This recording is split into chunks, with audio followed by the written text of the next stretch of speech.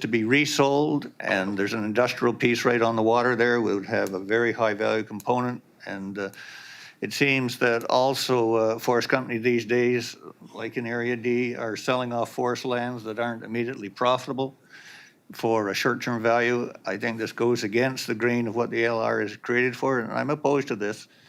And I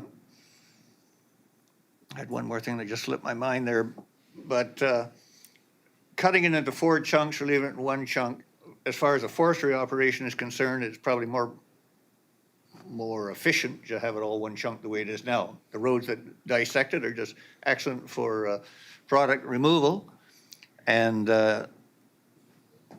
I just don't see the point of this. And one other point that I was going to say, I just recalled, that in the report, the ALR is saying that they're getting all kinds of these requests from local governments, and they're being overwhelmed, and they're really inappropriate. So, thank you.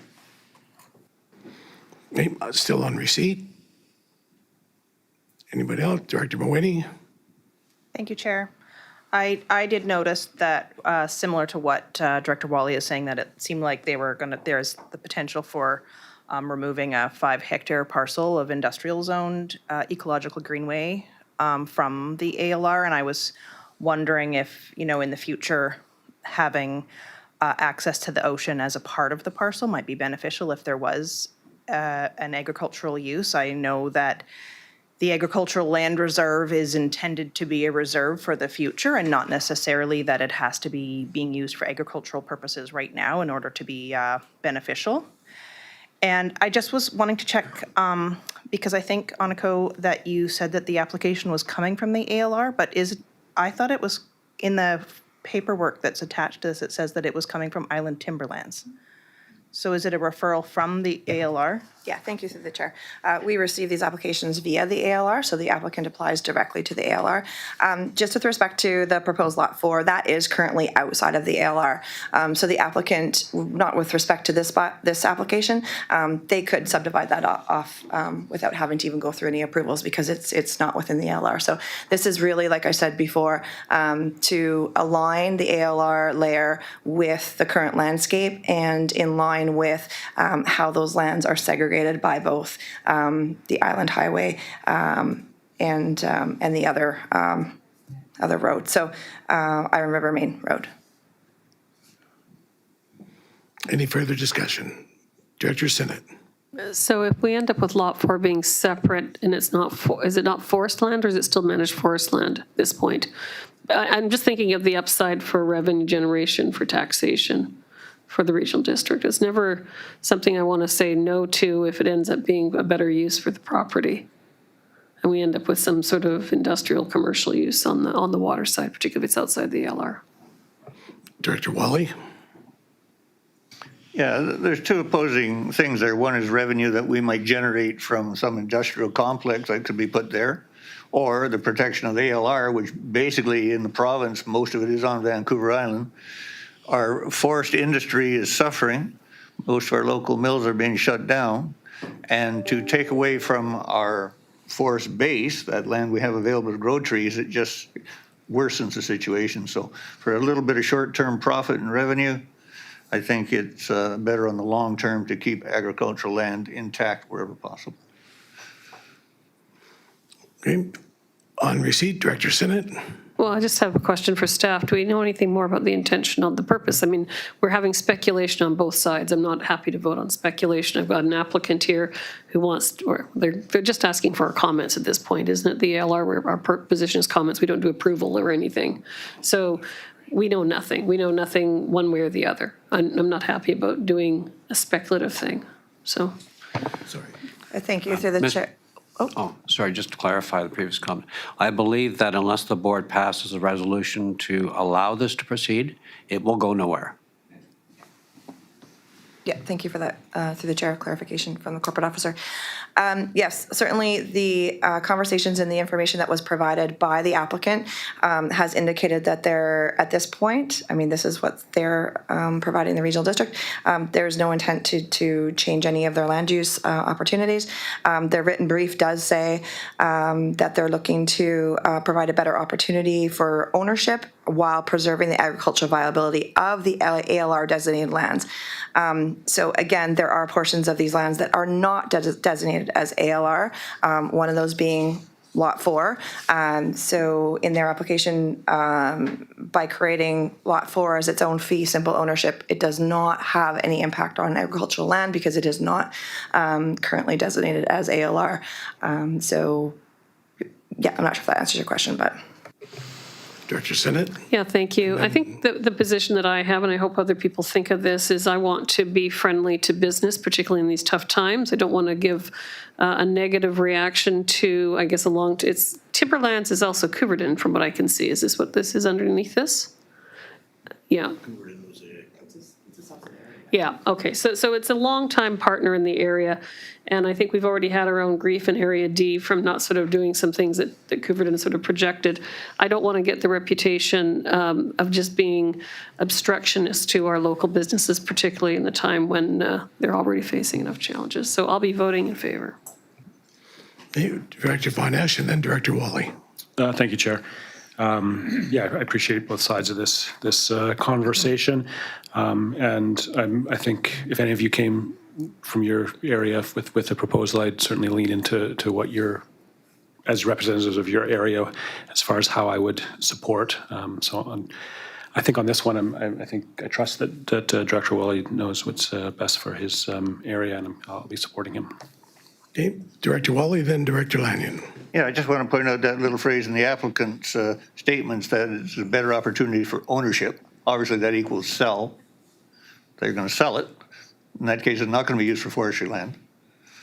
And that's certainly not going to help the forestry industry that supports, or gives a lot of support to Campbell River. So I'm opposed, and I'll hope the majority of the board will oppose it.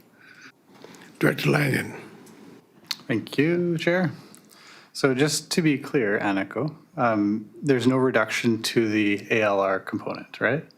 It's just simply breaking this up into its highest and best uses, ostensibly for future resale. So I'm with Director Sinnott on this. We're at a time when we need to be encouraging economic activity and making more industrial land available for use. So I might actually say this topic perhaps could be deferred until after we have our service cost allocation discussion. Might change your minds. Okay, Director Mawhinney. Thank you, Chair. I just had a question about, there was a letter that was included in the package that you provided, Aniko, and it talked about 80% of the referrals are not beneficial to agriculture, and that 92% of them, when they are looked at more closely, are found to be consistent with that initial assessment. So is that something that is still going to be done? Because I couldn't really tell from that letter. It seemed like maybe they're not actually doing the assessment, or does the assessment still happen at the ALR level? That's what I'm trying to figure out. Thank you. Very good question. Through the chair. So the letter that you received is actually in response to a referral that the regional district has historically done with the regional agrologist. So this is outside of any correspondence with the Agricultural Land Commission itself. There is a regional agrologist, and in the past, like through the Ministry of Agriculture, that the regional district has relied upon for some of their expertise, because we don't have internal expertise as it relates to agriculture. So as part of our referral process and our review of the application as it relates to land use and conflicting land use and how we see an application potentially affecting agricultural productivity, we would rely on the regional agrologist to assist with us when it comes to soil classes and all of the things that, again, we're not as experts on. They are no longer providing that service, and that service has lapsed in the past as well when we have seen change in positions at the Ministry of Agriculture.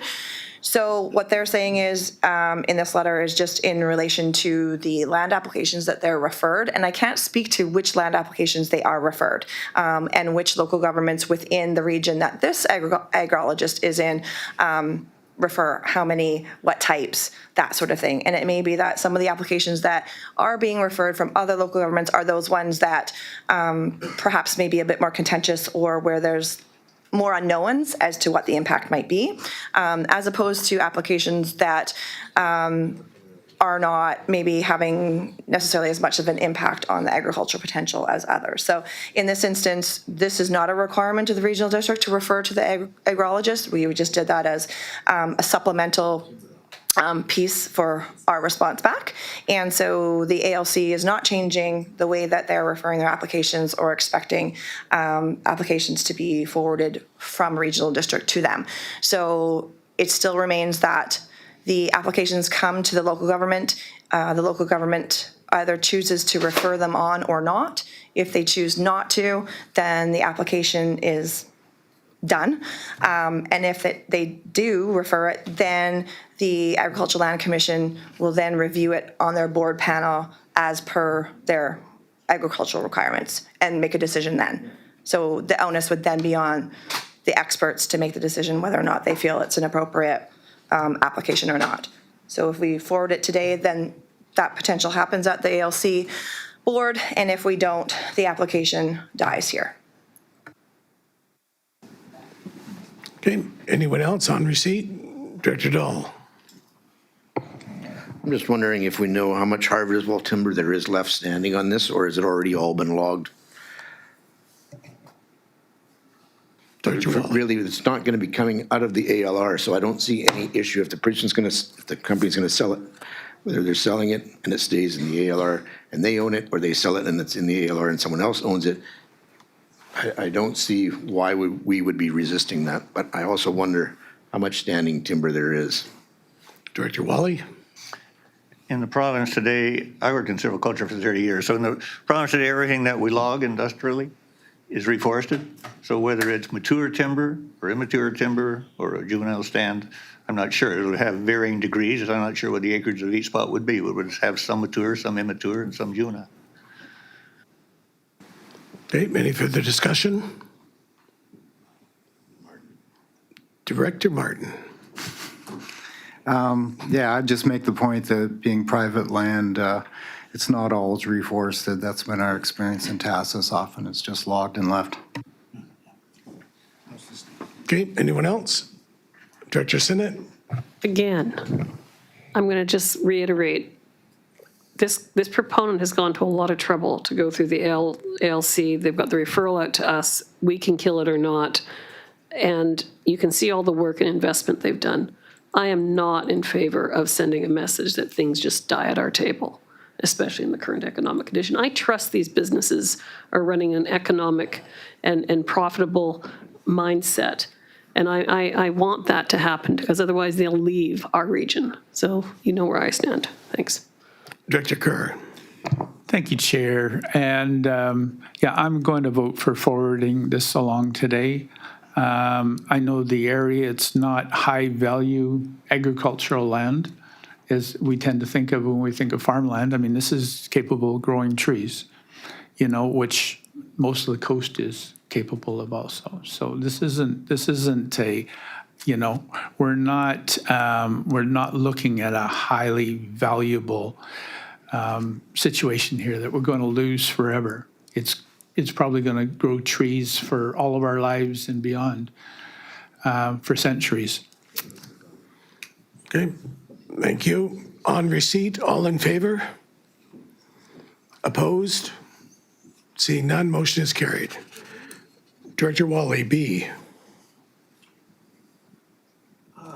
Mr. Chair, I'm opposed to B, but I will move it well, I don't want to move it. I'm opposed. I'll make the motion that the agricultural land application ALR 2A24 Island Timberlands GP Ltd. be authorized to proceed to the Agricultural Land Commission for subdivision of lands known as District Lot 1, Sabre District, except parts in Plan 1572RW, VIP 69429, Plan VIP 74730, VIP 81973, and VIP 84583 is indicated on the proposed subdivision plan attached to the February 12th, 2025 report from the Chief Administrative Officer. Second. Thank you. Discussion? All in favor? Opposed? Sorry? 3 opposed. The motion is carried. Strathcona Gardens helmet policy, Director Sinnott. Yes, thank you, Chair. I'll make a motion that the report from the Chief Administrative Officer be received. Second, Director Dahl. Discussion? All in favor? Opposed? Seeing none, motion is carried. B. I'll make the further motion that the current helmet policy be reviewed to determine if modifications or additional clarifications are required to balance safety with accessibility inclusivity.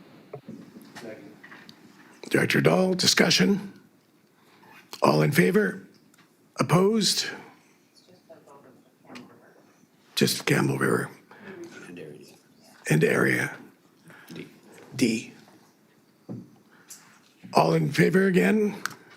Thank you. Opposed? Seeing none, motion is carried. Director Sinnott, you might as well take number 3. Yes, please. I'll make a motion regarding the sponsorship request from the BC Hockey Championships Games that the report from the CAO be received. Second, Director Kerr. Discussion? All in favor? Opposed? Seeing none, motion is carried. I'll move option A, that the board approve a grant of $3,625 in support of the 2025 BC Hockey Championship Games in Campbell River, with a grant to be charged against the Strathcona Gardens operating budget. Director Kerr, discussion? All in favor? Opposed? Seeing none, motion is carried. Director Lanyon, take number 4, please. I move that the report from the Chief Administrative Officer be received. Second. Director Von Esch, second. Discussion. Mr. Chair, we have a presentation that Mike will load up here in PowerPoint, and while he's doing that, I'll just give a little bit of context or background behind the sports services cost allocation. So when the divorce happened between the SRD and what is now the CVRD, they had a cost allocation formula that I cannot find any support for how they developed that. In 2010, we didn't do any recording, video or audio of minutes, and I wasn't here, and Tom can't remember, of the discussion, but there was very limited amount of it, and there's just one resolution that said, go to an allocation policy that is based on transactions and assessments. I'm going to tell you that's both primitive and complicated, and I'm not sure meaningful, but there was very little written support for how that was developed, and the CFO at the time developed a policy, and we engaged in it. So again, that was been brought to every board after every election to see if there's a desire, will to move on from that. What I've done, there's a CAO group amongst the regional districts that we exchange, questions, thoughts, and ideas.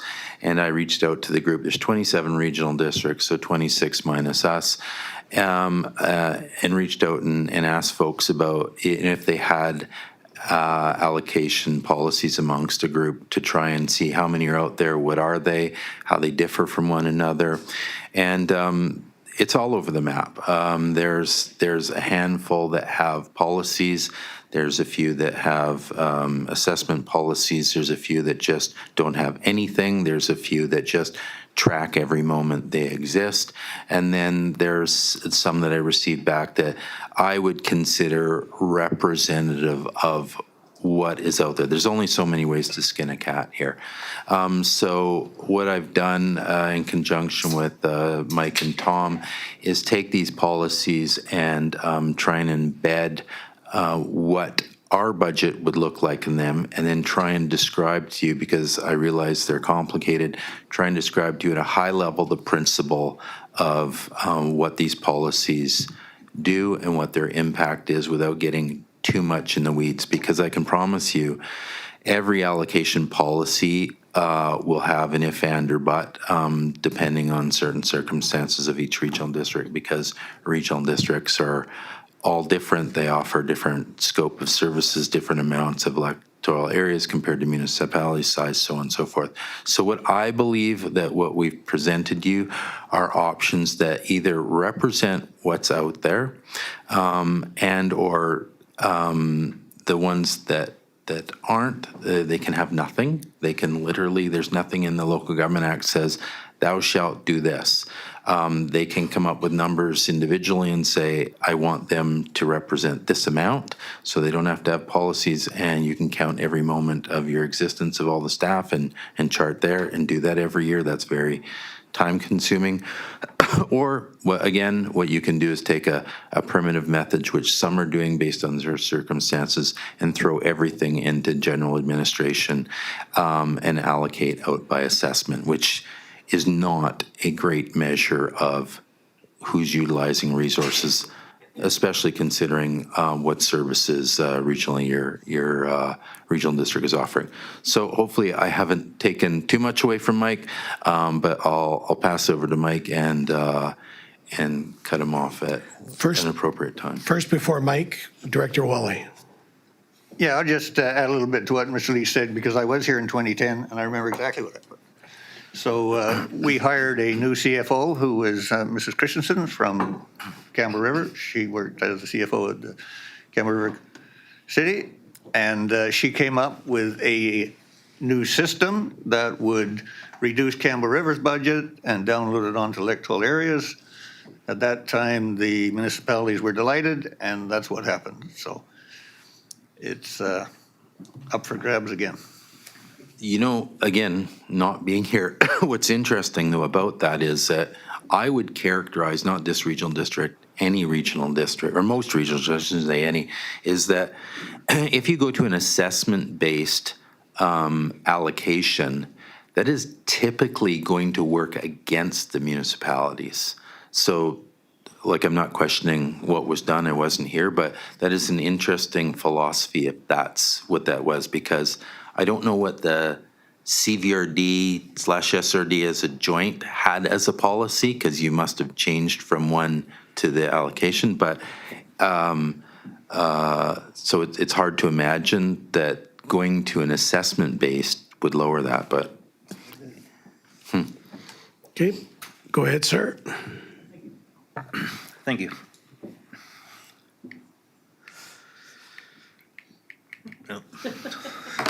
this is where, next slide. Next slide. Okay, so first, for anyone who we'll just cover why we have the allocations, and the report speaks a lot to direct costs. So I just want to emphasize that most of the majority of the costs incurred by the regional district are directly allocated to a specific service function. A good example is hydro, for example. We have a lot of street lighting services. All that hydro would go directly to those individual service functions. This is not part of what we're speaking about today. We also get a lot of general costs. For a good example, again, is hydro for this building that we can't directly allocate to a specific service easily. So all that gets allocated to general administration.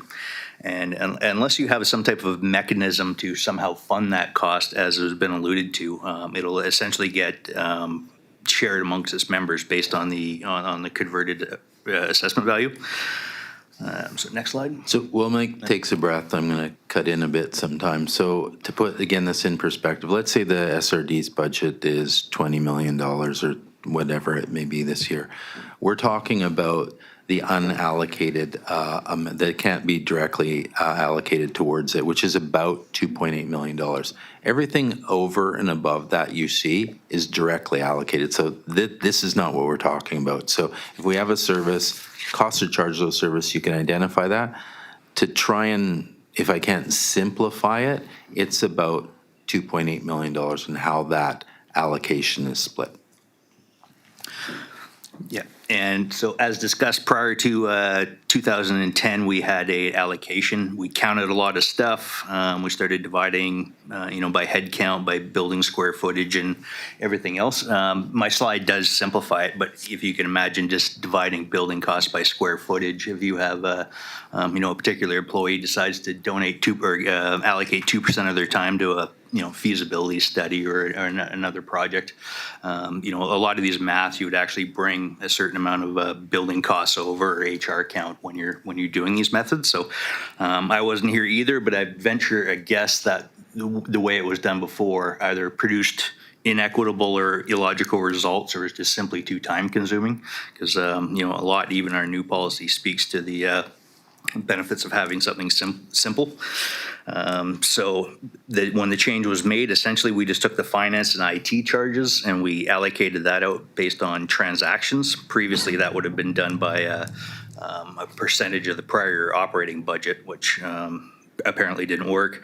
We had the EA administrative did receive an extra amount for the corporate office building. So back in those days, they figured out this meeting room was 28% of the overall office space. So the EA's the EA admin function received a higher portion there. But then the rest of the costs, instead of being allocated out by the services, again, were just kept in general administration. And that's one of the big differences that we have today compared to a lot of the other policies. And again, assessments just may not be the ideal way to distribute those costs, because usually it should be based on administrative demand. So next slide. So these are our 2025 budget numbers, and essentially shows where the 2.8 million comes from. So you can imagine if you look across a lot of regional districts, they're going to have these same categories of costs, and some of them choose to allocate them in a different method. So as you can see, our current one, we have all the transaction we're talking about. It's under the finance and the IT service, and then we have some of the other ones are done. So at the end of the day, we have 2.8 million in general administrative costs. We recoup about 1.6 million from all the functions through our various formulas that we apply. I'm going to interject again and keep this slide there. And it wasn't on tension, but the board, let's say they chose to add regional fire to the general government administration. There's some real irony when we were going through this exercise in that. So I'll just, anything that says assessment. So let's say strategic initiatives. So we have $392,000 in there, and that's just portioned out through assessments. We know obviously Campbell River is the largest partner in this regional district, so their assessment amount is the highest in there. And so there's no real measure of the equity or use or the use of resources for those. It's just when you take assessments, you say, your community is valued at this, and that's the percentage you're going to pay. There's no correlation to the measure of use. What I found is, maybe it was only me, but because dealt with this for 30 years, regional fire, so the strategic initiatives, like other things that are based on assessment, are pretty unscientific. They're very simple, unscientific, and not a great measuring tool. But if you take regional fire, the board said, hey, put that in general government. And specifically when we created that service, so in a regional service, Campbell River pays about 70%, and the rest of the areas pay 30%. And so when we set up that service, we said, okay, you're going to put 70% of your effort towards Campbell River and 30%. So exactly divide it, make it completely representative of what you're paying for and what you're using. So if you just look at those just as two examples, the only reason I'm speaking this is to give you some idea about the unscientific nature that goes into this assessment base that we have here, is that we've taken regional fire and we say, you must not work 1% more than what Campbell River and the other areas are paying for. And in the same category, we'll take, I'm just picking on strategic initiatives, and we'll say, Campbell River, you're paying 70% for that, and who knows how much of those strategic initiatives are going your way. We don't know. So you've got an exact science in there, exact measure. Regional fire is the best one. And then, it's management services, it's strategic initiatives are just going purely assessment. That's a no thought, no measure tool. So next slide. So we did have some initial findings that probably everyone's guessed is the, first of all, regional districts. We're just a particularly challenging type of organization to allocate costs to. And the other thing we found is no two policies were identical. So what makes this challenging really is, even if you look at this meeting so far and the amount of different topics that have been covered, that the general administrative managers wear a lot of different hats, and they tend to have shifting priorities from year to year. It's not a very consistent workload all the time. And the second one, as far as the outputs, is we have a diverse range of services, projects, and exploring new initiatives every year. So unlike a manufacturing environment or a specific service or a trade that generally has a narrower scope, anytime you're dealing with a really broad set of outputs and a big collection of costs, and then you try and apply a specific fixed formula to that, you can get some unequitable or illogical cost distributions, which probably happened under our old policy and even happens under our current policy. I'll give you a quick example of one thing that we experience is the current policy has a 40 transaction minimum count. So if you have any service with less than 40 transactions, it receives a 75% discount of its admin charge. So this year, for example, we have like Cortez Fire typically gets a $1,000 charge because they're 25 to 30 transactions, but in 2023 it went to 42. So it's 2 transactions over the limit. So when you remove that 75%, you essentially get a 300% increase in support service costs. So even though it's only going, from 1,000 to 4,000, it's still a significant impact, especially in a place like Area B. And that's happened many times in the past too, when you have other smaller services that just hit that threshold. But it's an example of trying to be scientific, and you get results that may not reflect the reality.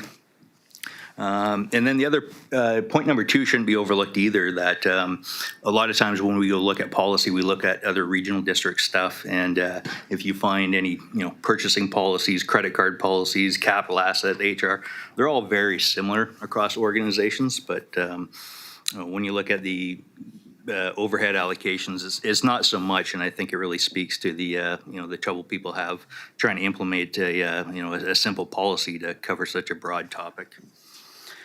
So the next couple of slides are going to start going into some comparisons. But before we specifically talk about that, I just want to keep a reminder that I applied a lot of policies in some short periods of time between 2 very different organizations, so I had to take some liberties. So they may not be an exact interpretation. The other thing is I just looked at the overhead support services policy and compared that. You could have, regional districts are very complicated organizations. So you could have other policies and practices or procedures that also move costs around without being covered in the overhead policy. So one example for that is I saw certain election services that costs get transferred every time there's an election. That's not covered in the policy. And you have some other ones that for conducting partial roll, for example, you could have other policies that also move costs. So everything might be exact, but overall I think it's pretty close. So the first one we looked at was Fraser Fort George. It kind of serves as a control because they don't have an overhead allocation policy. I believe they did at one point, but then they removed it, likely due to just simplifying anything. And they may have determined that the assessment base will more accurately reflects the benefits that each one of their members receives. So we don't know the specific reason, but again, they chose to not use one. So we have that as a control. Likely, again, I guess the goal was probably to free up resources and put their focuses elsewhere. So Fraser Fort George, for example, to simplify that out, has, when this is no allocation policy, that means they dump everything in assessments and it is just charged out by assessments of the areas. Now, one thing that when I look at their policy and their organization is they're quite heavy on regional services. And so what I believe they've done there, just trying to, again, peel back layers of the onion, is that you can create a formula that splits cost up, and they have so many regional services that I think what they've done is they've created a formula for it and said that formula is within a couple % of just basically doing assessment-based allocations. So let's forget it. Let's just do assessment-based overhead allocations, and because that takes very little time and effort, and it represents a truer measure. So if you compared that, let's say, to us, is we don't have a lot of regional services. And so the value of the municipalities in Fraser Fort George, I'm assuming, is that they have a lot of regional services, and that's where they're getting a value from. So their overhead allocation can look high on the surface, but it's likely because they have a lot of regional services there. Next slide. So the other regional district we always commonly compare ourselves to is the Comox Valley, just given our historical relationship. And they started with the same policy we had effectively in 2010. They changed theirs in 2012. The number one change they did is they took the managerial salaries, and 30% of that gets allocated to the municipal administration function, 60% to the EA, and then 10% to the Comox Strathcona Waste Management function. The comparison I did, we of course don't have a waste management function, so I just did a 1/3, 2/3 split. They still split the HR and the IT by headcount and workstations. They also do a square footage allocation for some of their building costs. We just suspect the combination of the 30-60% likely reflects their overall administrative demands when the math is all said and done. So they took to those numbers. Next slide. So if I can to interject in, you'll see these numbers, and then we're taking them from policies in there. I mean, you can safely assume, so when Mike looked at their allocation, 60-30-10 or 1/3, 2/3, these are fairly round numbers. So there's no exact science behind it. You can see here, Caribou Regional District, 25% to general admin, 75% to EA, expenses shared 50-50. That, just so you know, that is going to come on some broad-based, historical usages or assumptions they're making, because nobody comes up with 75-25, but we stopped making the penny because it costs 2 pennies. That you're going to get close to a number and then try and make the policy simple. So these are not exact scientific formulas. They're coming close to what they feel represents the allocation and use of resources. And yeah, just a quick comment on that too. Even though a lot of policies we did find allocate based on these specific formulas, it's I wouldn't really class those as a lot scientific as well. We switched to transaction based, but it kind of assumes all transactions are equal, which clearly there's not. There's a lot of differentiation between buying a pencil sharpener and buying a computer or something more expensive. So that even if you look at dividing by square footage, there's probably some overall correlation for sure, but most of your per square footage maintenance costs, a lot of it, kitchens and bathrooms, they're more expensive than closet space and everything else. So even when you look at the cost drivers, I think everyone just tried to take the best bet or the overall percentage as an estimate. So getting to Caribou, it's similar to the Comox Valley, except they chose to do 25% of their 25% allocation of all administrative salaries to general admin and 75% to EA. They considered administrative salary as any position that wasn't applicable to a service. So planning people are planning, gardens people are gardens, but when you get to IT, finance, strategic initiatives, none of those are put to a specific service. So this allocation is actually a lot broader in that sense. And of course the rates are different. Aside from salaries, then they just split everything 50-50, and then the corporate office is still done by a square footage. So the Caribou Regional District, they also have 12 electoral areas and 4 incorporated municipalities. So that probably has something to do with the allocation method they chose. Next slide. So we also included Cathet. Now, they're not a designated comparator regional district to us, but they did use an entirely different method, so we thought it was good to bring them in. They use a flat rate markup method where the recoupment is not it's not a reallocation of a pool of costs. They look at the underlying activity and, of course, mostly just add a 9% markup to all the service. And then they add a premium to any service that they deem uses extra, like their emergency management and planning. So they take a lot of their office copier charges, everything else, and they'll assign a premium anywhere from 10 to 20%. They also opted for a $50,000 maximum to any service.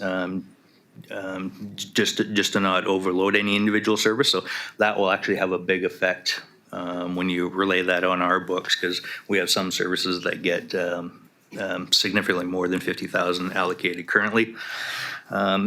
The other thing to point out too is this method could almost turn a profit too if you ever have their underlying operating budget ever exceeded 9% of their admin. They would essentially recoup more costs than they earn because it's not directly tied to a pool of costs. The other thing I didn't see is any qualifications to that 9%. So when I rolled it out here, I took assumed a 9% admin fee for services like 911 and VRL, which currently we just do up to 4 checks a year. They have a very low amount, but, of course, VRL has a significant budget, so that would essentially add $50,000 of support services charge to that particular service. The other thing what that does is they have a minimum annual charge for all their feasibility studies, which a lot of people do, but for feasibility studies in particular, they recognize that there's a lot of work done there, whether there's a budget or not, so they have an extra minimum charge for that service. And next slide.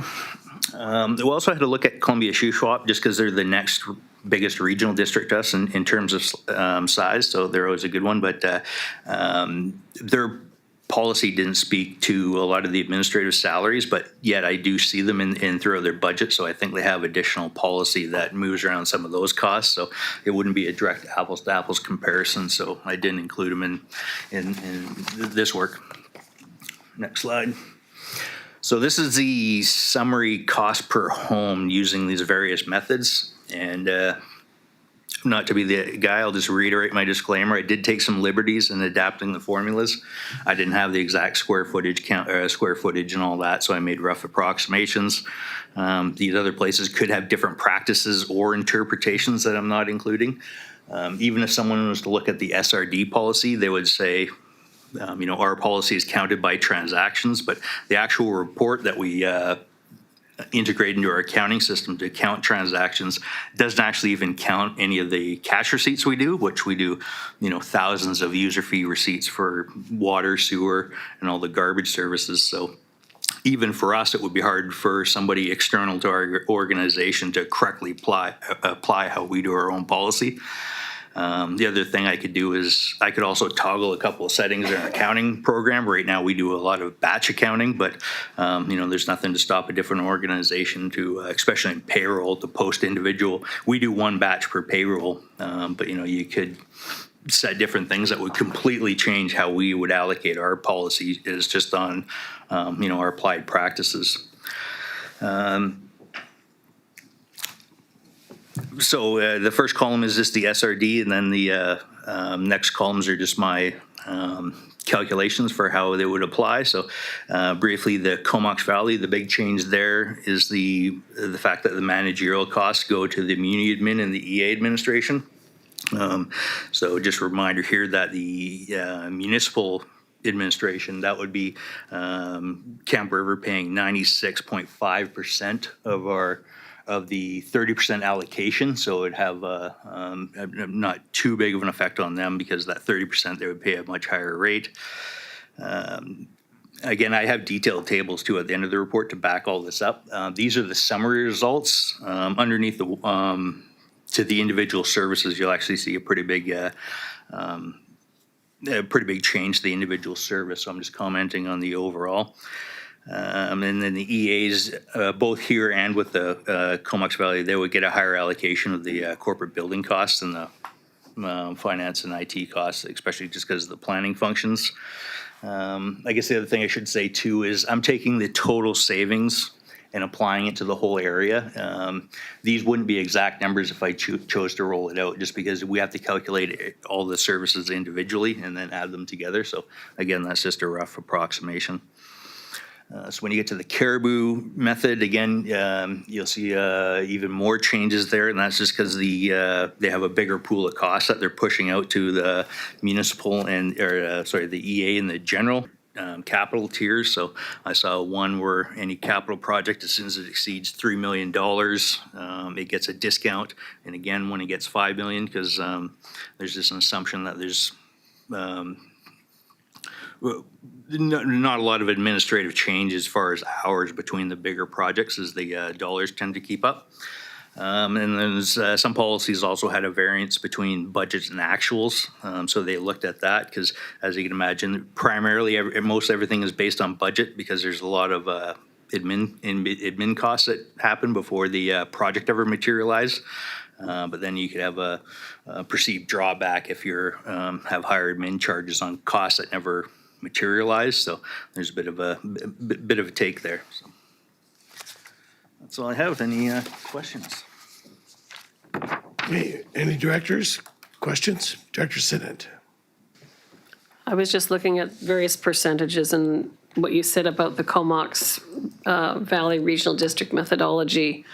And they had the 60, 30, and 10. So you did a 66 and you did a 33 and a third, I take it.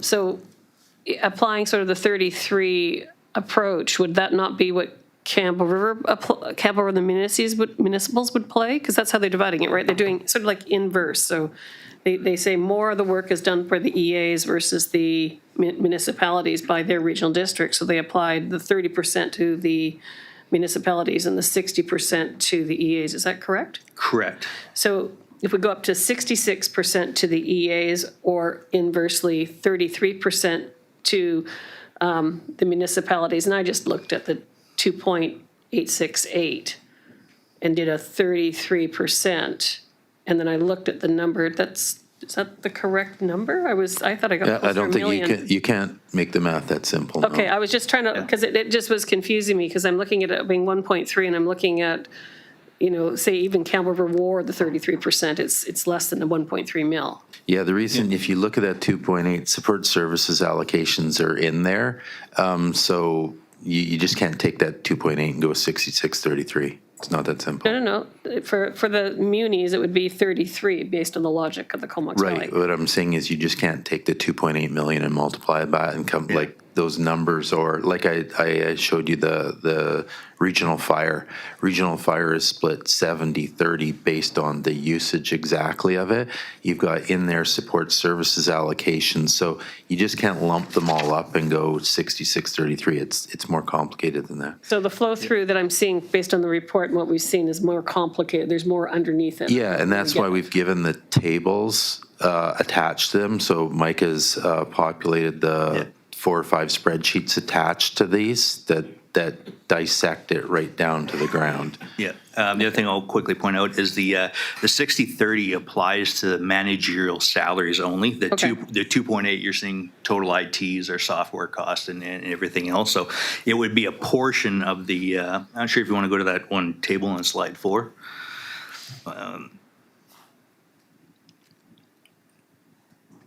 Keep going, it's that one. So what they're doing is they're taking that second line, the 1.899, a portion of that is salaries. They take those salaries, apply them into the admin pools. The balance of all those expenses would just get prorated based on the prior year's budget.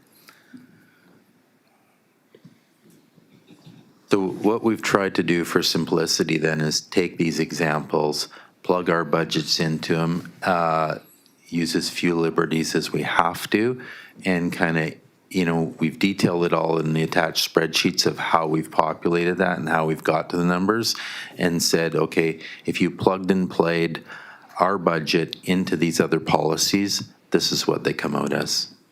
So Edith, if you can move forward a few slides. More.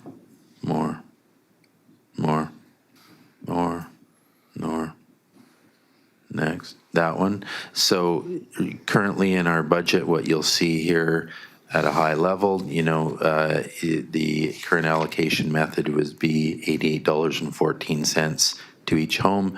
If we plugged and played the Comox Valley policy in there, given our budget numbers, it would reduce the per home, and just using Campbell River as an example, because they're the first one to 72, and so on and so forth. So we've taken our budgets, put it into their policies, and given you what is a per home charge in 2025 budget, and all the details are in the attached spreadsheet that follows.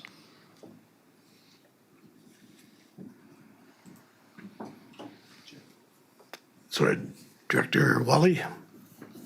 I don't have a question for our finance officer, but when everyone else has finished their questions, I have a deferral motion I want to make. Okay. Director Sinnott? Oh, sorry, I've got my light on.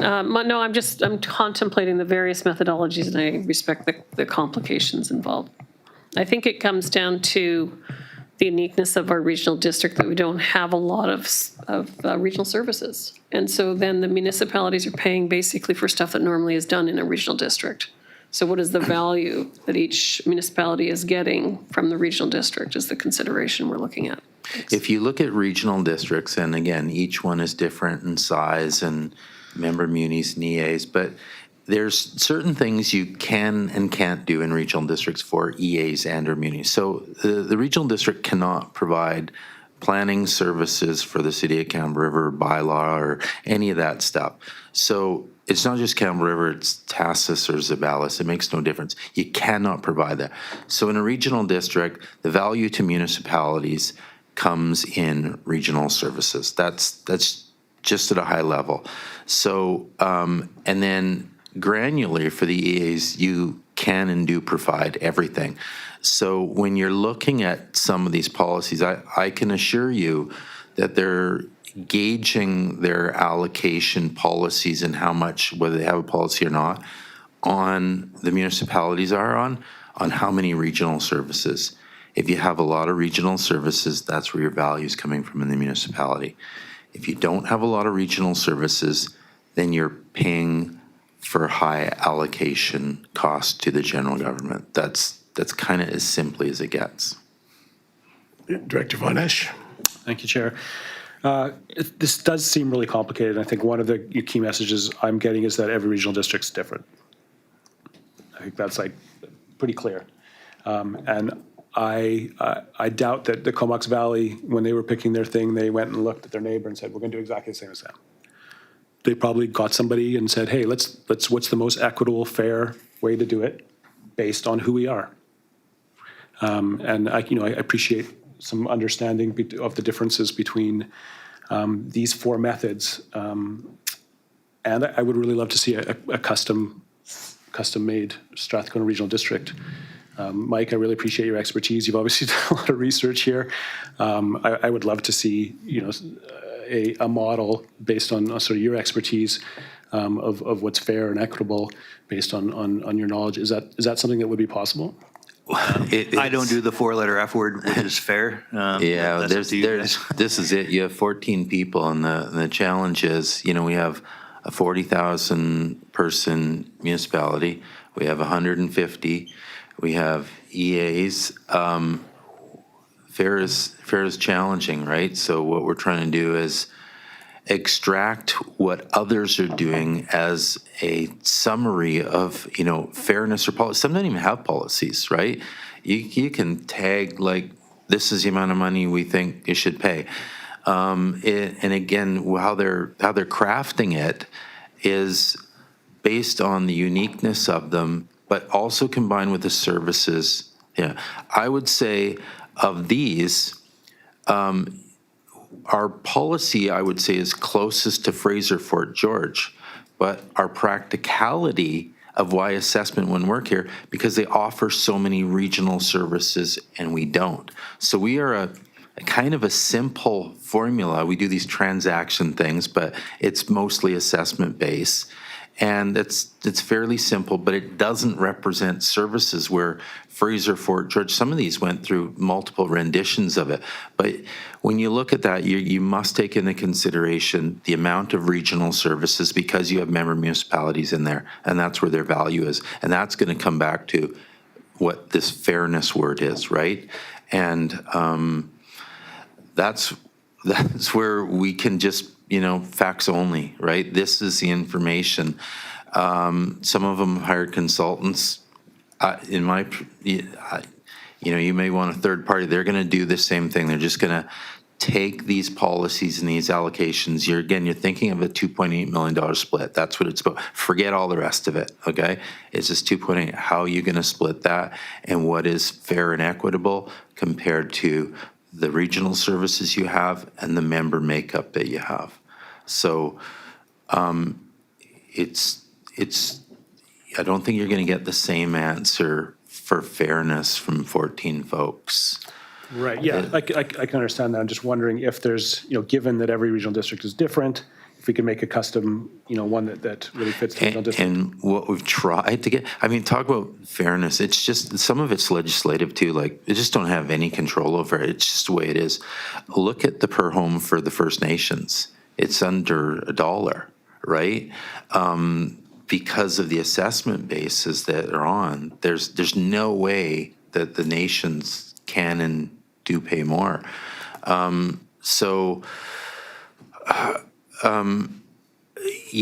Again, based on what's out there, what formulas, there's only some ways to skin this cat, looking at neighboring, looking at similar. I think what we've given you is something that is as best comparable we can, and I just don't know how much more is out there. That's the only thing. Happy to do whatever the board directs, but I don't know how much is out there. Director Wally, and then Director Chapman. Thank you, Mr. Chair. In my opinion, I don't think any of these other regional districts even come close to our situation at Strathcona Regional District. For example, Caribou has 12 electoral areas and only 4 municipalities. And of course, electoral areas are going to pay more in the Caribou. In the Caribou, they're paying 75% of the administration. That just makes sense.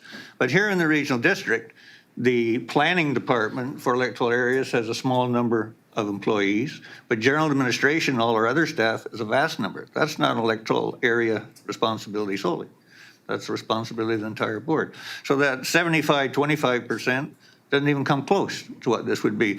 So what I think we should do is to defer this to a committee of the whole, because this is really complicated stuff, and come up with our own made in the Strathcona area policies. First of all, we need policies behind this. We just can't go willy-nilly. You look at the chart and say, oh, well, my area is going to save $45 if we do this. Let's vote for this.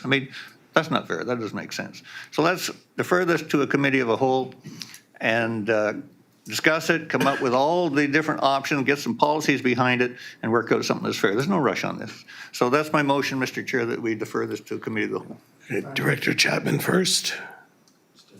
We're still on receipt. Well, that's fine. I'm deferring it. Yeah. Martin seconded. Okay, Director Davis. Any further discussion? Director Lanyon? Are we going to have a discussion period on the deferral motion? Because I'm happy just to vote on the receipt first. Or do we? There will be no receipt motion. Oh, I see. Okay. Sure. So I hear what you're saying. I think it's important for the board to be aware that ultimately these allocations will be a weighted vote at budget time. That budget's due at the end of March. I'll just give you a bit of history. Sorry, this will be a bit long-winded, but I'd like to fully explain myself. Joined the board 2 years ago, and I've been struggling with this place. I've been questioning the value that is being returned to the taxpayers of Campbell River. And there's a few sources of that consternation, and I feel like in some sense it's a value clash on certain things. You have a certain portion of the directorship that is more climate activist. You have some that's more jobs and industry focused. I think we can all share that we have a housing concern though. But even so, I see some areas not approving things that I would have approved. So overall, I see us moving at a snail's pace. I see individual areas seeking their own interests and generally just ignoring the regional interest.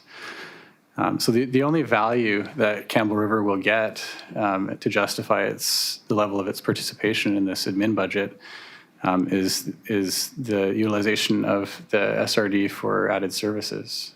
We've seen total opposition to those. We haven't been able to do anything.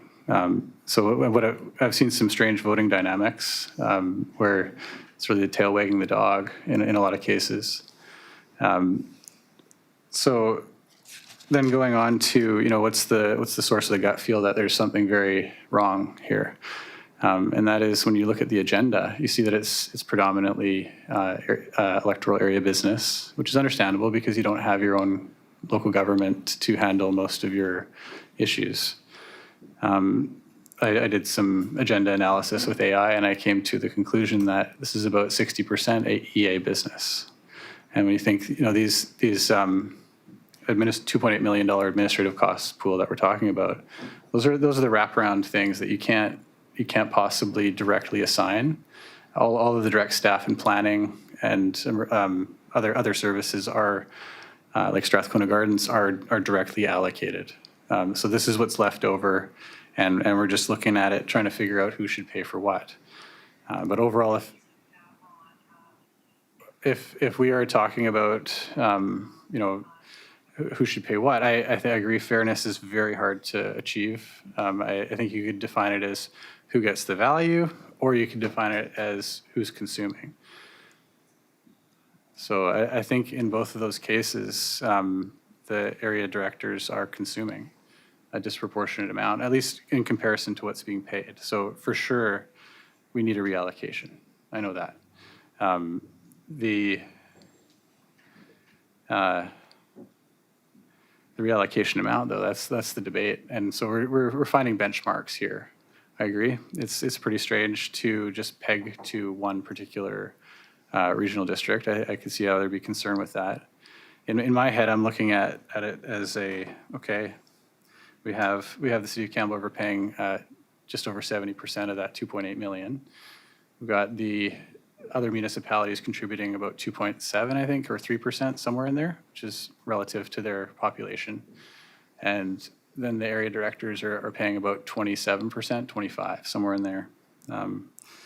But I really truly feel like we're talking about area directors consuming about 60% of the total resources of the organization. And that's after having accounted for the direct allocations to planning and so forth.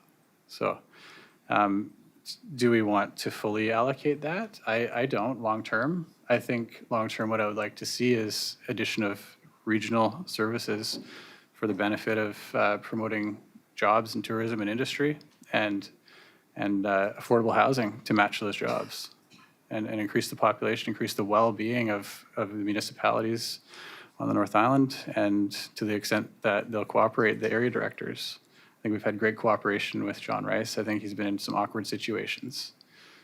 So I'd like to ensure that we don't cause any long-term harm to Area D through cost reallocations. I think initially that'll be inevitable, but I think we can work something out. So the Mr. Chair, we're supposed to be debating a referral motion? yeah, so I'm going to We're on say discussion. we don't have time. Campbell River will be considering budget reallocations and almost certainly will enact them. So this is your chance to discuss. If you defer, there just won't be as much discussion as perhaps you think there will be. So deferral is pointless. Deferral won't help. It won't change what happens in the end. So yeah, those are my comments on the deferral motion. As for receipt, I think I think it's correct to say that when area directors decline regional services, they invite higher cost allocations. Thank you. Okay, Director Rice. Thank you, Chair. I just want to make a comment about fairness. And, we keep talking about fairness, but we also have to talk about equity. And what just to say from Area D's perspective, what I'm seeing here is what is the cost per household? Because that's the only way that we pay things. We have to allocate that cost per household, and Area D does pay the highest cost per household. And that is concerning for me when we look at fairness and equity. And I don't know how how that was allocated. But hopefully, if we do go through a process, maybe, the light will come on and I'll be able to figure out why is that such a lopsided amount when I look at others.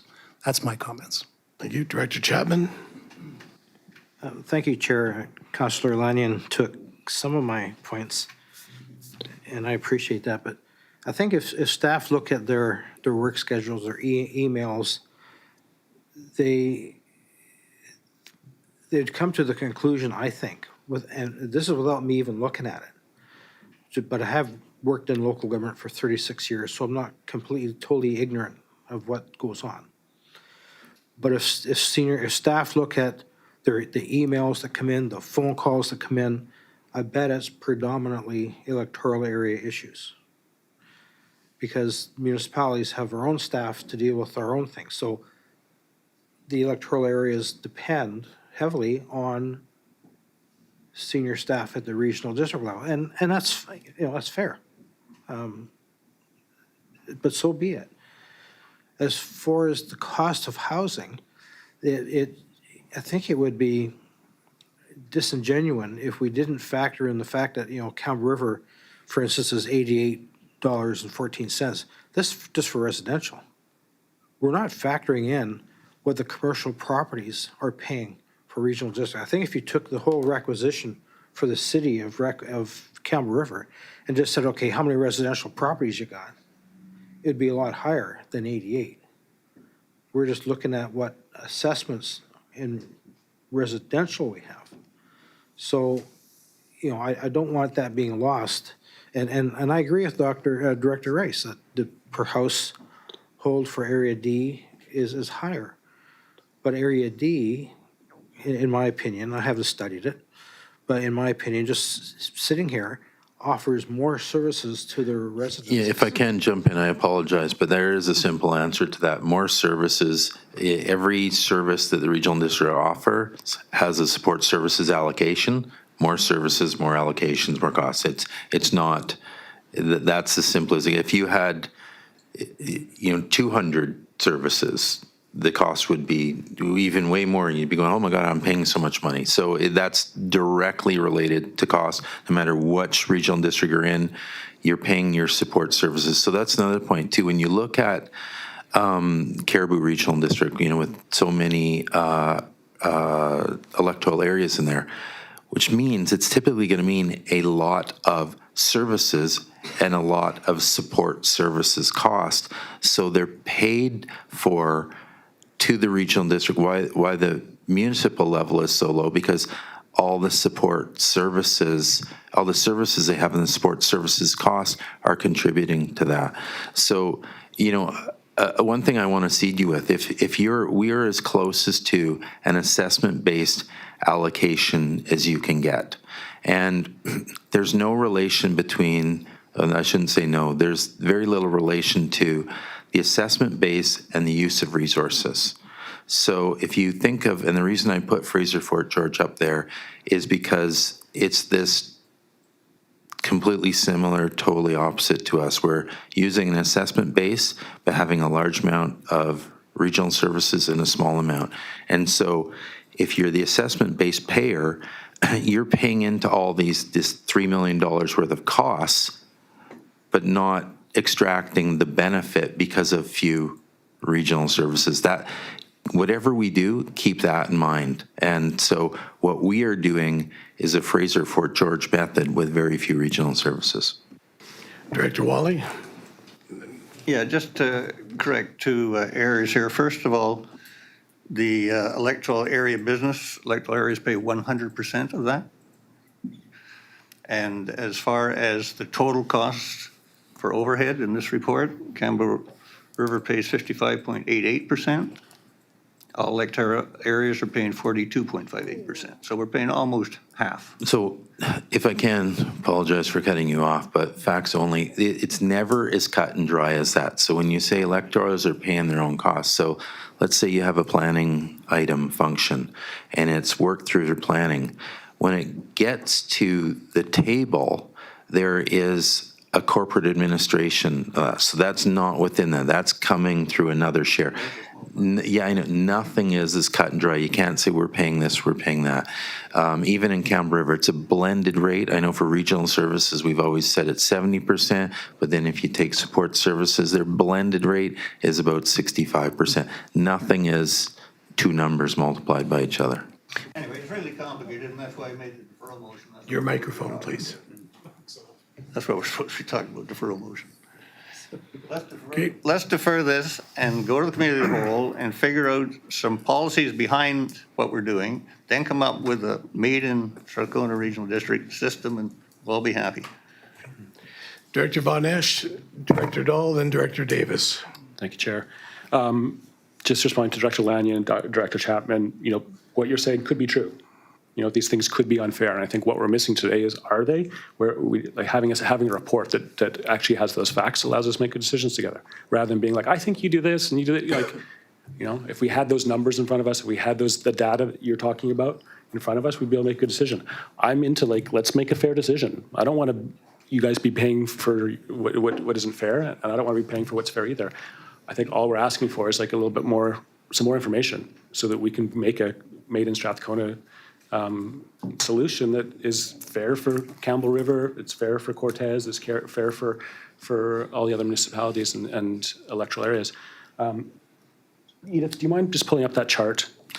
While she's doing that, happy to do that, but to set expectations, there's no numbers that we haven't produced that you don't have. There's so much data here attached to these. Every granular breakdown of all that money is attached there. The budget items, the 2 budget books that we have. So just so there's an expectation of whatever we put forward, we're just going to consolidate more. All the numbers are there. Yeah, I guess what I'm looking for is actually how is it unfair? Where's the numbers around how it's unfair? Well, I think that the challenge is a philosophical one, right? And so the numbers, is the number 14 unfair? Well, depends what the context it is, right? And I know I'm repeating myself, but you have 2 different groups, municipalities and electoral areas. Because I can't go out and do your planning for you in a muni, and I can't do this and I can't do that, I'm limited. So then you look at it from a municipality's perspective, not just this regional district, any municipality says, where's my value from these folks? The only value is in regional services. So philosophically, when you're thinking about this later, go, well, if I'm paying into this and I can't get these guys to put park benches and mow lawns and do my planning, my value is regional things. And so if you have a very small amount of regional things and you're paying, let's just argue, a 65% of the allocation, I can't answer that, but you might have an answer. You might have an answer. Is that fair? That's a philosophical. If you're paying 65% of these and you have very few regional, do you think that's fair or equitable? It's philosophical, not, I'm not going to extract anything that's going to go, that's the number, right? Okay. Yeah, I hear that. I think what I'm just asking for is some more discussion around what is fair and where the inequities are, rather than rushing it now and trying to make a decision and jam this into the 2025 budget. When I was trying to just figure out, some questions of equity and fairness and different ways to look at it, I just made this chart that shows our current cost allocation. It shows Campbell River's paying 55.88% of these costs. And the different breakdowns. And then I also got the percentage of assessed values. So if we did it completely by assessed values, Campbell River would be paying 71.6%. And similar to population, Campbell River would be paying 74%.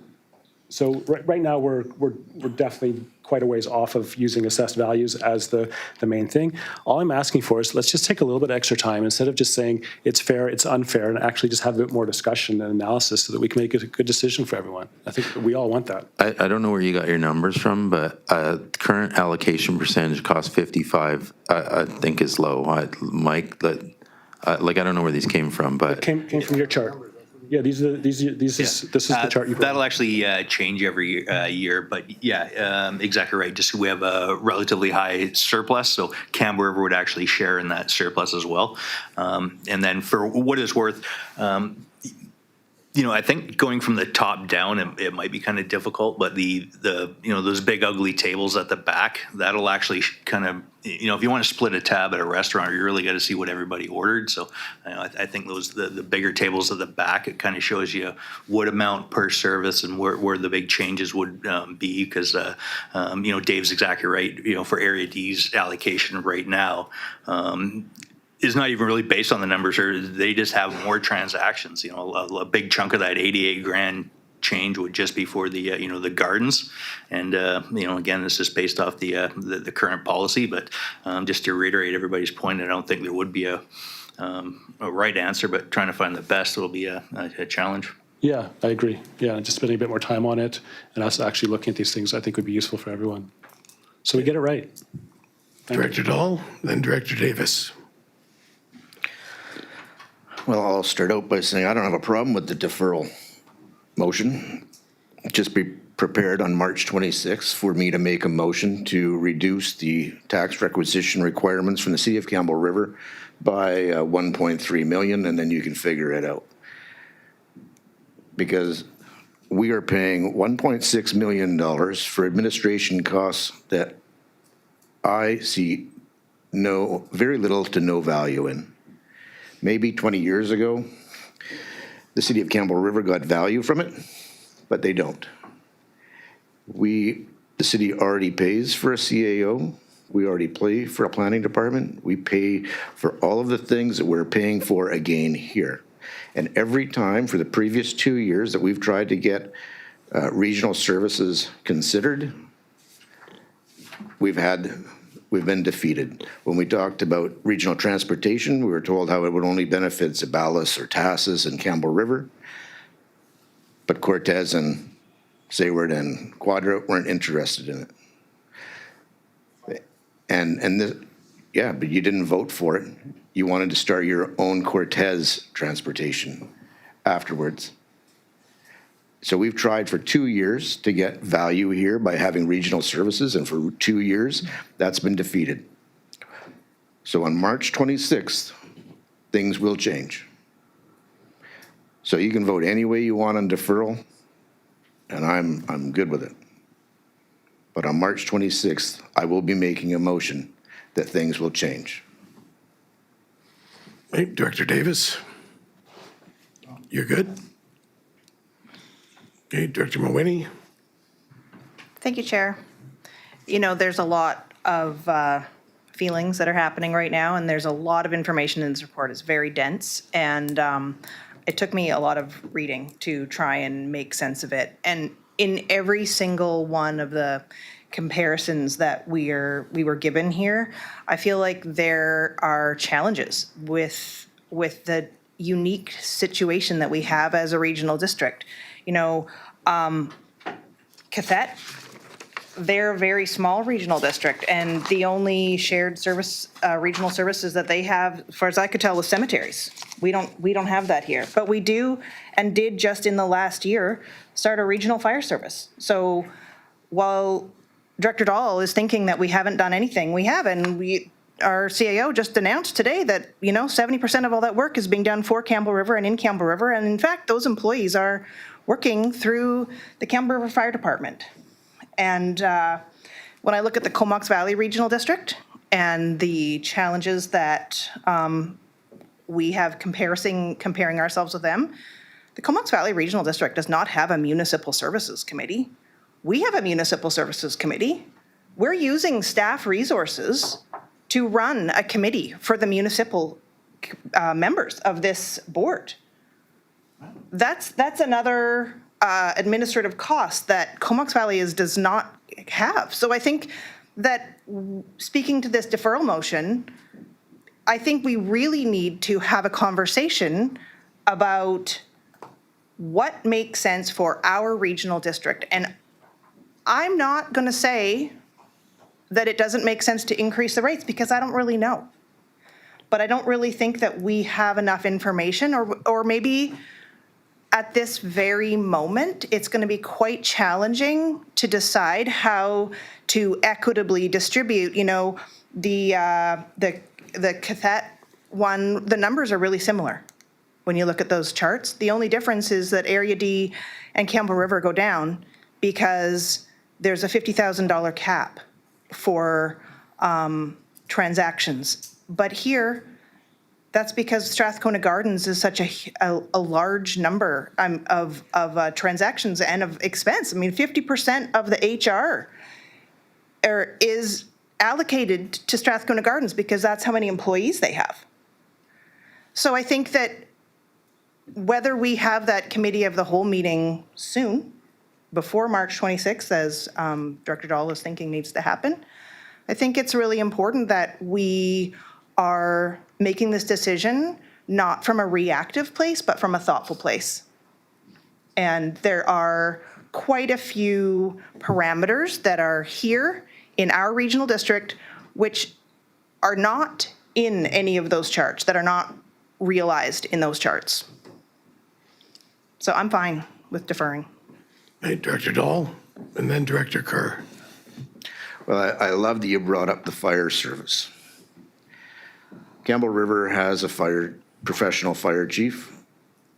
They have at least 2 deputy fire chiefs and between 24 and 26 IAFF members. So bringing on a regional fire chief was a regional service, and I was opposed to it because it serves zero purpose for the city of Campbell River, although we will get to pay our portion so that it could benefit the regional district. So because it benefited the regional district, I voted in favor of it. But it did not benefit the city of Campbell River. Without the regional fire chief, our professional fire department will continue to operate. They're just more and more examples of how it's only acceptable to have a regional service when it benefits small groups of the Strathcona Regional District. And each person gets to stand in their corner and decide which regional service they should get into and which one they should opt out of. And it's becoming more and more of an issue. Anyone on social media could watch what's been going on for the last couple of weeks. And I just don't see the value, nor do I need to be called out on social media, because I think that regional services have value. So if you're not interested in any regional services, I'm not interested in getting called out on them. So we don't need to be part of it. Director Kerr, then Director Wally. Thank you, Chair, and good discussion. I hear one side saying, you know, we need to discuss this further. But from a Campbell River side, it feels like it's gone on for 15 years. I think Campbell River's had 15 years of playing nice with the SRD. For 15 years, Campbell River has had a regional support philosophy. We know that we're the hub of the area, and we've had a philosophy, what's good for us is good for the region. But not so with a lot of the communities and electoral areas around us. You know, I lived in them. I've been in this area for 50 years. And I know the joke about being on the other side of the dividing line between Campbell River and whether it's the islands or north or south. And you get all the services, you get all the amenities, you get all the benefits of being in the city, but you got lower taxes.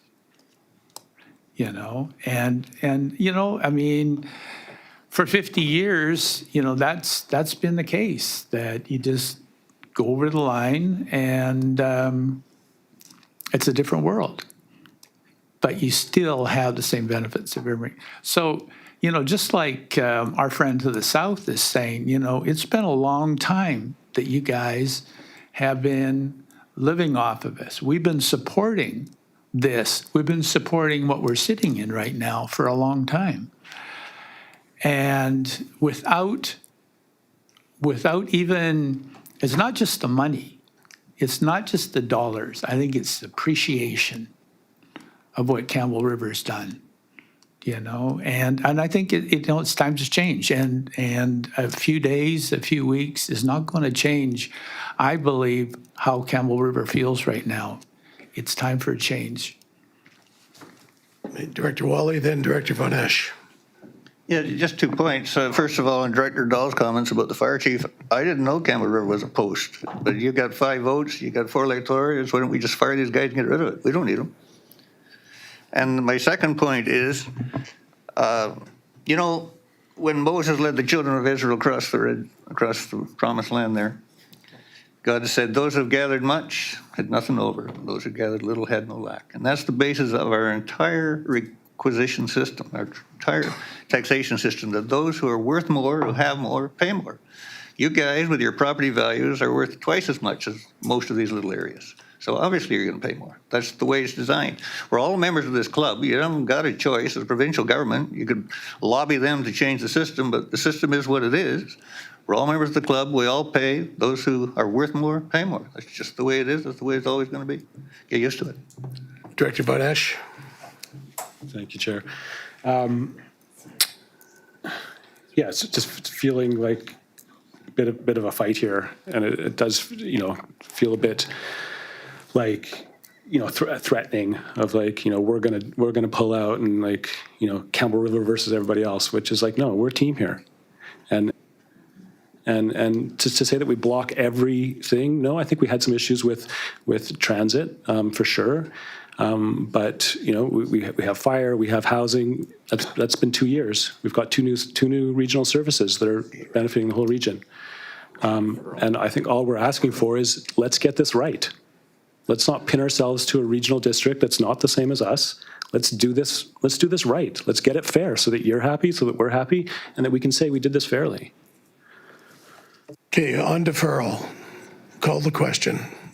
All in favor? Opposed? Hold them up, please. Hold your hands up, please. 1, 2, 3. What are we voting for? You're opposed. Oh, are we doing in favor? We did in favor, and now we're doing opposed. I'm not in the, I'm in the. Start over. Who's in? Yeah, sorry. I thought you were Who's- going to put up our hands again. Who's in favor Of deferral. of deferral? Who's opposed? Who's opposed? And hold them up. Way up. No, just Campbell River +1. Did you count the online? No. Director Lott, what was your vote? Who was in favor of deferral?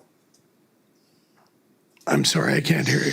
Chair, I'm in favor of deferral. Yes. the motion Okay, carries. thank you. So the motion's carried. So what I'm going to do here, because the clock's ticking, is and I hope everyone's supportive, and I'll look for available dates, but I think we need to have a committee of the whole sometime real soon. Because the budget needs to be adopted. Well, I'm just going to, just facts only, as to support those that don't understand what Director Dahl is speaking to. Campbell River has a weighted vote on the budget, and they don't need anybody else to vote a budget item in the financial plan. So I think is what is being said here, and I'm interpreting this here, not my thoughts, but Campbell River has a desire to sort this out for this financial plan, which by law must be done by the end of March. Our next scheduled meeting is March 26th. So there seems to be two alternatives here. Have a committee of the whole meeting sometime in the next 2 to 3 weeks. And if that's not done, what I have heard is there'll be a motion coming from Campbell River that just, I don't know, pegs a number to allocation. There's nothing stopping that from happening, and what I'm saying, it's a weighted vote on the financial plan. So if you want to have a committee of the whole discussion, it has to happen soon. And so I'm happy to fan that out, and people need to be open and receptive towards that. If there isn't a date, I guess we'll get to March 26th, and the financial plan will be on for 3 readings and adoption.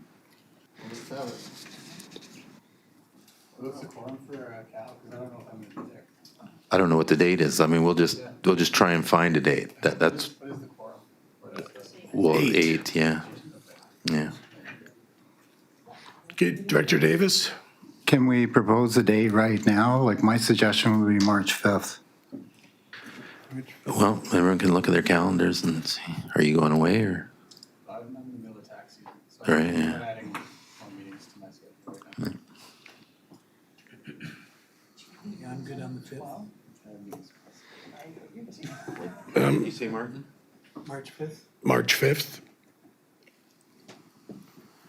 All those that are good for March 5th, please raise your hands. Well, before we get to there, Chair, how much staff time is going to need to prepare for that? Well, I don't think a lot, because I want to set expectations as, like, this is going to be a philosophical debate in my mind, because I have provided you every number. First of all, our current budget has all the allocations in it as they stand.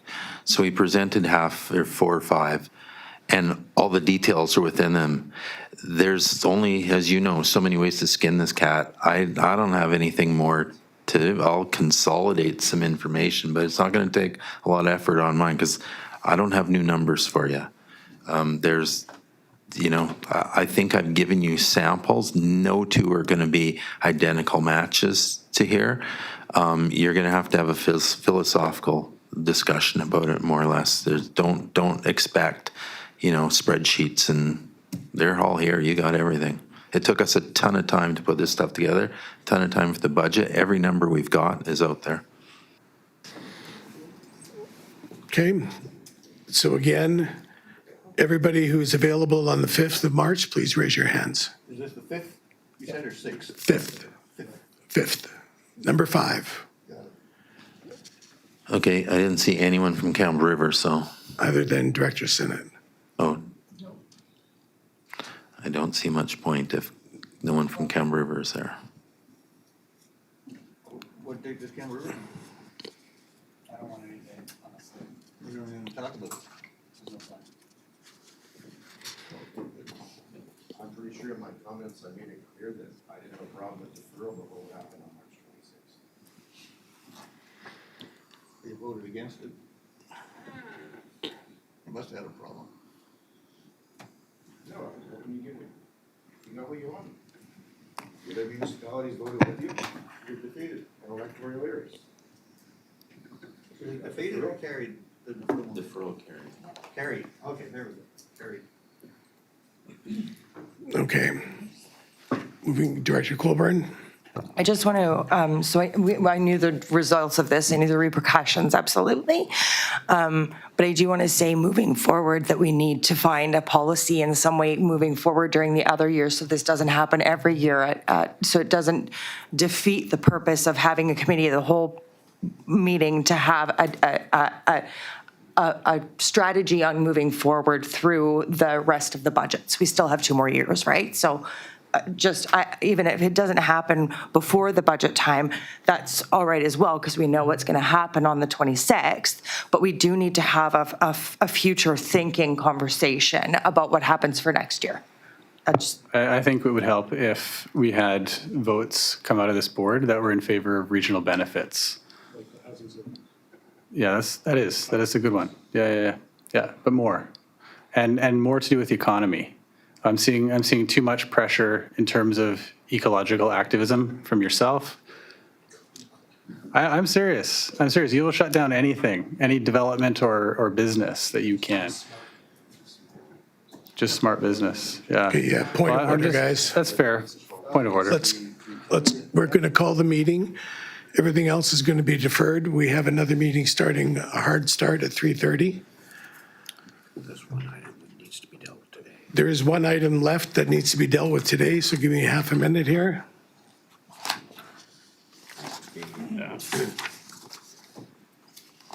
Number 4 under bylaws. Number 4 in bylaws. Let me find bylaws.